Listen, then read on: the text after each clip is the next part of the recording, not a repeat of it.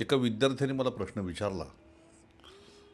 तो म्हणतो की संत ज्ञानोबारायांना सगळ्या जगातील लोक माऊली असं का म्हणतात. बाकी कुठल्याही संताला माऊली म्हणत नाही, पण केवळ श्री ज्ञानोबारायांनाच सगळे माऊली का म्हणतात. काहींनी तर त्याचा विपर्यास सुद्धा केला की जे अन्य संत आहेत त्यांना जातीवाचक असं म्हटलं जातं, गोरा कुंभार, सावता माळी, पण ज्ञानोबारायांना माऊली म्हणतात. म्हणजे इथे किती भेद आहे. इथे भेदाचा प्रश्न नाही. उलट सावतामाळे असतील, गोरबा काका असतील किंवा अन्य संत असतील, या सर्वांनी सुद्धा ज्ञानोबारायांना माऊली म्हटलेलं आहे. श्री ज्ञानोबाराय स्वतः कधी माऊली म्हणत नाही, तर माझ्या ज्ञानोबारायांच्या ज्या अंतकरणाची व्यापकता आहे त्या व्यापकतेवरून सगळ्या संतांनी त्यांना माऊली म्हटलेलं आहे. त्या विद्यार्थ्याचाही प्रश्न असाच होता की ज्ञानोबारायांना माऊली असं का म्हणतात.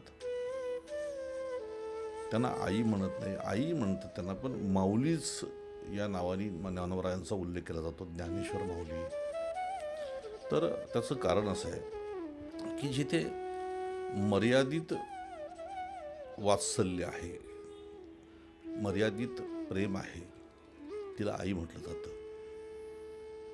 आणि जिच्या ठिकाणी अमर्याद प्रेम आहे, अमर्याद वात्सल्य आहे, तिला म्हटलं जातं माऊली.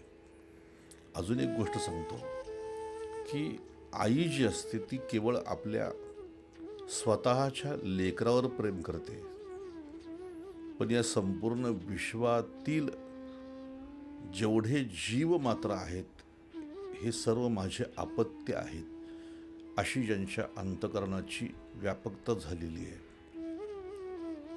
त्यांना माऊली असं म्हटलं जातं. ज्ञानोबारायांच्या एक वाक्याचा जरी अर्थ कळला तरी सुद्धा त्यांना माऊली का म्हणतात हे लक्षात येईल.